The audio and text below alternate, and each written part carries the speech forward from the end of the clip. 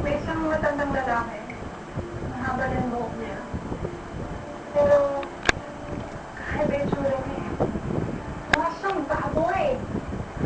At lagi siyang pinagdadamutan. Oye, matanda na kita mo. Mahaba rin sa ibo. Tinagat ka niya dahil hindi ko yung pinigyan ng pagkain eh. Hindi mo sipat na ako. Tama? Yung matandang yun, yan ang may gawa ng sa'yo. Ibig sabihin niya, hindi magtatagal, hindi ka pinatong yan. Magiging isa ka sa mga yan.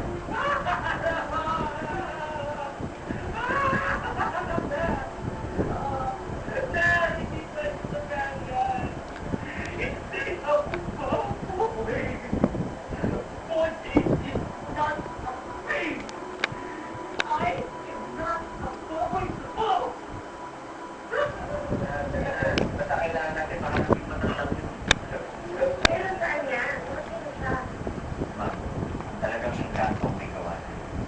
Isa lang ang pangalan. Pumapasok sa isip ng ako. Sino? Tawag ko.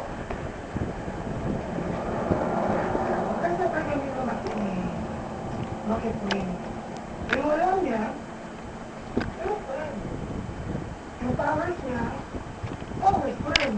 Mayroon ang jowa niya, yung ka-friend. Ha? Kasi kasi na. She's a pro.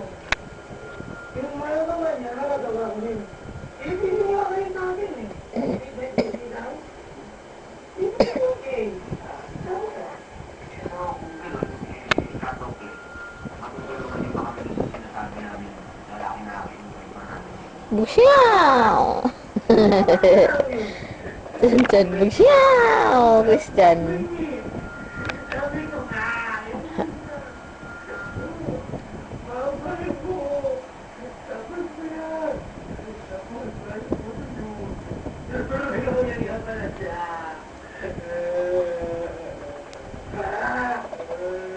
Alam mo na.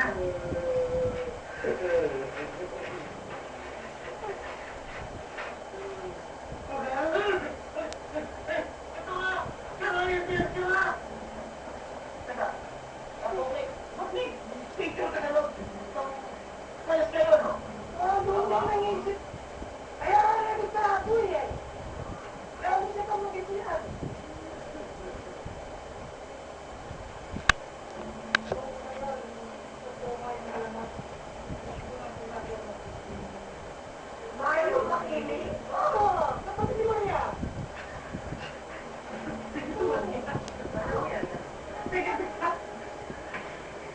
Kung sino makinig, Si Max, kumagpalit sila, dapat nasalagunan sila ngayon. oo nga, anong pilalit na siya doon? Natitira ka ngayon.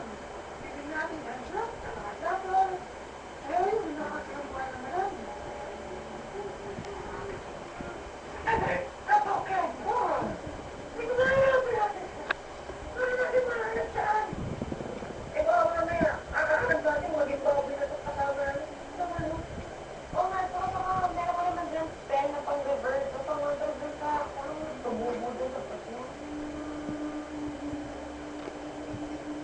Eto,